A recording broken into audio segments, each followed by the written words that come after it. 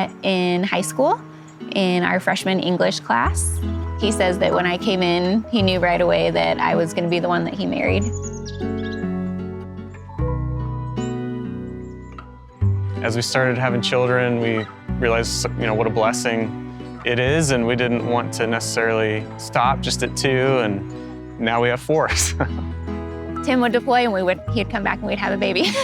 That's kind of how it rolled. But about every 2 years, we got pregnant, and we had 2 miscarriages before Finley. And so that's why there's a gap between Isla and Finley.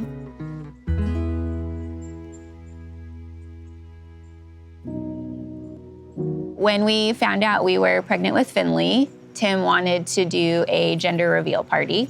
And at our specific OB office, they didn't tell you via ultrasound. So they said, you'll have to do a blood test and find out that way. I started bawling. So I called Tim while he was at work and told him that I needed to tell him something, but I couldn't get any words out. I thought she had lost the baby. So when she told me the diagnosis, it was almost a relief in my mind. It certainly doesn't take away the challenges too, and the initial adjustment to the news that you have a child with special needs, and your life will never be the same, but never be the same in many, many good ways. They sent us to the pediatric cardiologist, and he found the 2 holes in her heart and also that she had a narrow aortic arch. And so they said there's a 100% chance that she's going to have her 2 holes repaired, and they may also have to repair her aortic arch if that was too narrow. As a father, a husband, an employee in the military, you do have control over a lot of situations, and that's in large part your function. I think the first time in my life I felt complete lack of control. After we had Finley, a social worker explained to us that we would be put on the wait list for Ronald McDonald House because our home was 75 miles away from the hospital.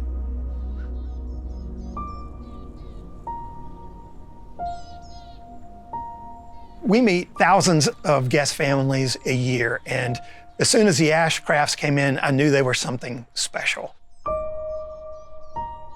When you walk in the door, there's someone there to greet you who knows what you're going through and can walk you through it with a sensitivity, but also the ability to make it fun for your other kids. I mean, that takes a very special group of people to do that.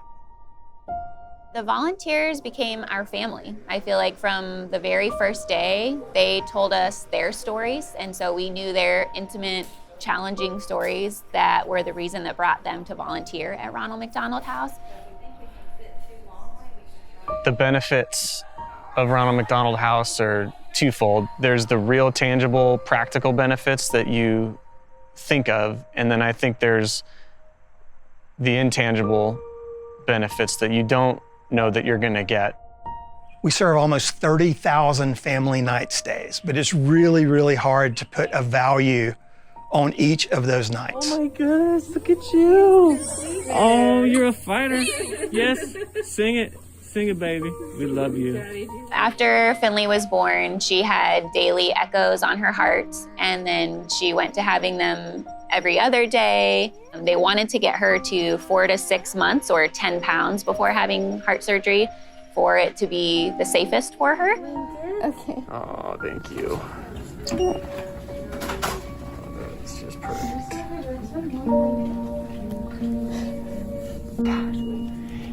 Mama. Oh, yeah. To Mama. Can't see it like all this. She's comfy. She got one eye open. Yeah. We never ended up having to have heart surgery. They were amazed, and the doctors couldn't explain it, that both the holes in her heart were functionally closed and healed, and that her aortic arch stayed open, and she did not require surgery. Finley's awake. Hi, Finley. One of the reasons the doctors said that Finley came home at all was because both Ashley and I were able to be there every day. Every time that the medical team did the rounds, every time she needed a bottle feed, we had the option to be there. Oh yeah, she looks brighter.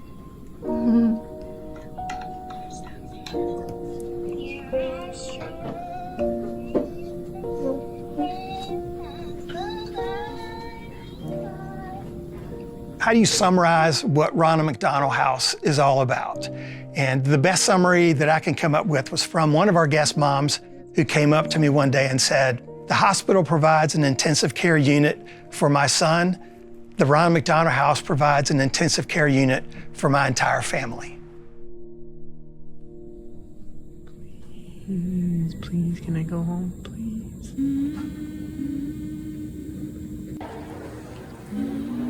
We're out of here. After 88 days, Finley gets to go home. When we finally got to bring her home, I think the best part was when her brother and her sisters got to see her and hold her for the first time. Is she awake? Her eyes are waking up. I know. We're able to start life as a family of 6 at home. She brings out the best in everyone. Everybody just has more love and more light.